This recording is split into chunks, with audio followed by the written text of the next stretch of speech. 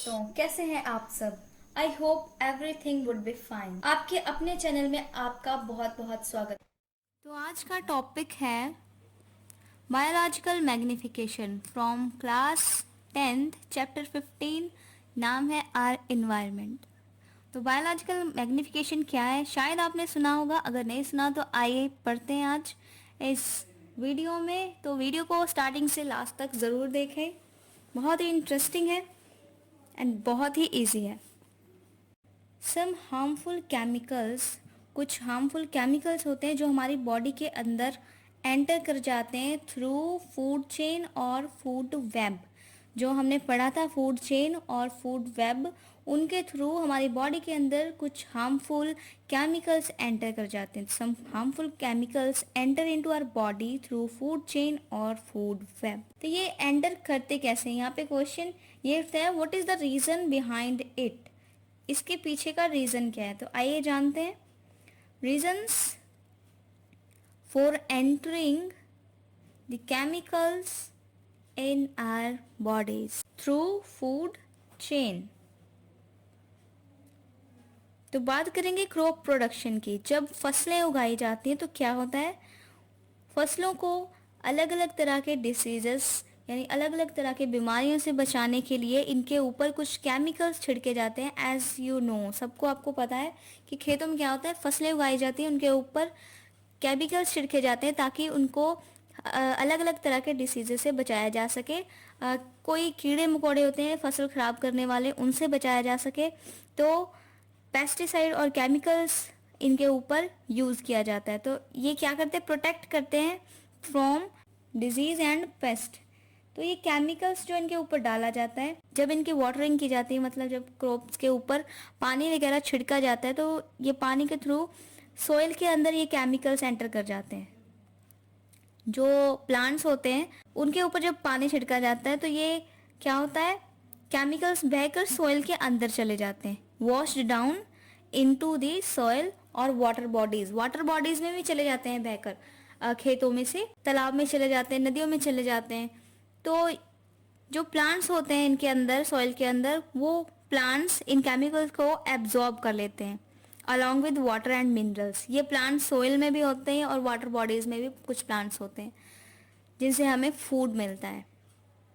Chemicals present in soil absorb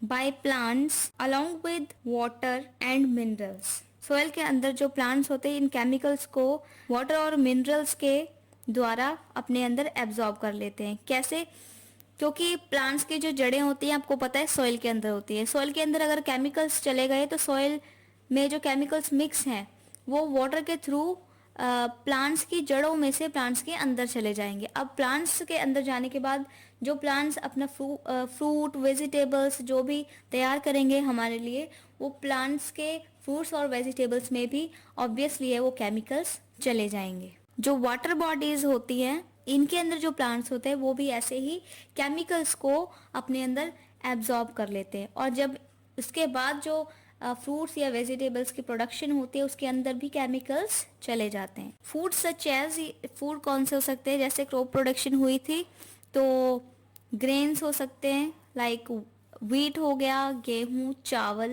rice, और fruits हो गया, वेजिटेबल्स हो गई, सब्जियां या फिर फ्रूट्स, फल, इवन की मीट, जो मीट वगैरह खाने में यूज करते हैं। इन सारी चीजों में क्या होता है, केमिकल्स होते हैं। मीट में केमिकल्स कैसे हो सकते हैं, जैसे कुछ जानवर हैं, जब उन्होंने प्रोड्यूसर्स को खाया यानी कि प्लांट्स को खाया, प्लांट्स में केमिकल्स थे तो उनकी बॉडी के अंदर चले गए। जब हमने उस एनिमल्स को खाया तो उनके थ्रू हमारे बॉडी के अंदर भी केमिकल्स चले जाते हैं। तो ये सारी चीजें केमिकल्स कंटेन करती हैं। तो these chemicals are not degradable, मतलब ये डिग्रेडेबल नहीं होती। आपको मैंने चैप्टर नंबर 16 में बताया था बायोडिग्रेडेबल और नॉन बायोडिग्रेडेबल सब्सटेंसेस कौन से होते हैं। मतलब कि जब ये केमिकल्स हमारी बॉडी के अंदर जाएंगे तो ये डिग्रेडेबल नहीं होंगे केमिकल्स, यानी कि इनका कोई भी डाइजेशन नहीं होगा हमारी बॉडी के अंदर। तो ये हमारी बॉडी के अंदर अगर डाइजेस्ट नहीं होंगे तो बॉडी को नुकसान पहुंचाएंगे।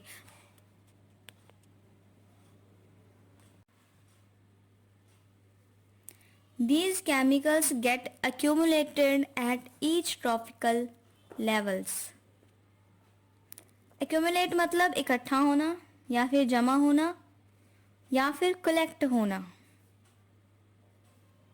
So these chemicals get accumulated at each tropical level. हर एक ट्रॉपिकल लेवल पे वो बॉडी के अंदर जो केमिकल्स चलेगा उनको एक साइड रख देते हैं. बात करते हैं कि हर एक ट्रॉपिकल लेवल पे ये केमिकल्स इकट्ठे होते जाते हैं. लाइक जैसे प्रोड्यूसर्स होते हैं, उसके प्रोड्यूसर्स में केमिकल इकट्ठे हुए, उसके बाद प्राइमरी कंज्यूमर, सेकेंडरी और टर्शरी, ऐसे हर एक लेवल्स में ये केमिकल्स एक्यूमुलेट होते जाते हैं. सो अगर हम देखें कि मैक्सिमम नंबर, मैंने बताया था आपको, मैक्सिमम नंबर ज़्यादा से ज़्यादा ऑर्गेनिजम्स कहाँ पे होते हैं? टॉप लेवल पे, ट्रॉपिकल लेवल के टॉप लेवल पे, यानी कि सबसे एंड वाला, लास्ट वाला जो लेवल होगा वहाँ पे ज़्यादा ऑर्गेनिजम्स होंगे. तो जो कंसंट्रेशन होगी केमिकल्स की वो भी टॉप लेवल पे सबसे ज़्यादा होगी. So maximum number of organisms at top tropical level और maximum concentration of chemicals at the top level. तो जैसे कि पिरामिड बनाया था, सबसे ऊपर ट्रॉपिकल लेवल टॉप वाला और सबसे नीचे थे प्रोड्यूसर्स में थोड़ी सी केमिकल्स थी. ठीक है, उसके बाद क्या हुआ, कंसंट्रेशन केमिकल की बढ़ती गई क्योंकि ऑर्गेनिजम्स यहाँ पे ज़्यादा से ज़्यादा होते गए. टॉप लेवल पे ऑर्गेनिज्म सबसे ज़्यादा थे, तो अगर केमिकल्स की कंसंट्रेशन को देखें तो सबसे ज़्यादा केमिकल की कंसंट्रेशन टॉप लेवल पे होगी. If human beings occupies at top level, the maximum concentration of chemical get accumulate in our body.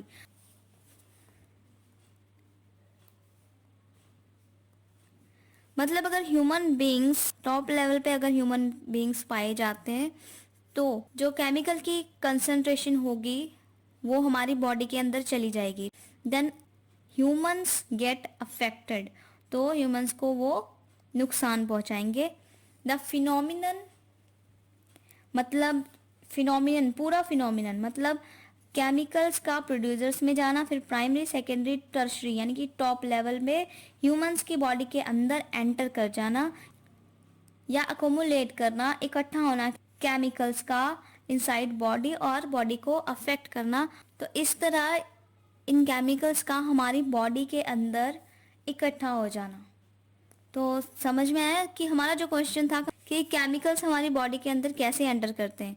तो सबसे पहले क्रोप्स में से आया, प्रोड्यूसर्स में से, फिर प्राइमरी, सेकेंडरी, टर्शरी में ऐसे ऐसे केमिकल्स आगे ट्रॉपिकल लेवल में बढ़ते गए और हमारी बॉडी के अंदर चले गए. फूड चेन और फूड वेब के थ्रू ये केमिकल्स हमारी बॉडी के अंदर चले गए. प्रोड्यूसर्स में गए, प्राइमरी कंज्यूमर्स में, सेकेंडरी कंज्यूमर्स में, टर्शरी कंज्यूमर्स में गए, फिर एक्यूमुलेट होते गए, एंटर कर गए लास्ट में ह्यूमन बॉडी के अंदर. So this is how the harmful chemicals enter into our body through food chain और फूड वेब. तो उस क्वेश्चन का आंसर हमें पता चल गया. अब बात करते हैं बायोलॉजिकल मैग्निफिकेशन की.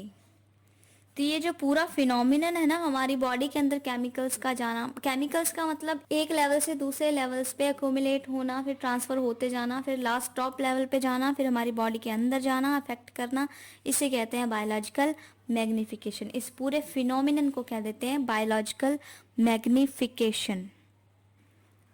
So phenomenon is known as biological magnification. Human body इससे अफेक्ट कर जाती है केमिकल्स हमारी बॉडी के अंदर जाने से. डेफिनेशन से क्या इसकी बनती है वो आप देख लीजिए. We can say that the chemicals or any toxic pesticides gets accumulated into the tissues of organisms progressively at the top level of food chain is known as biological magnification. Video पसंद आई हो तो video को like करें, comment करें and share करें. हमारे video को अपना कीमती वक्त देने के लिए बहुत बहुत शुक्रिया. Thank you so much. तो मिलते हैं नेक्स्ट वीडियो में। Good bye. तुमने सब्सक्राइब करने के लिए तो कहा ही नहीं।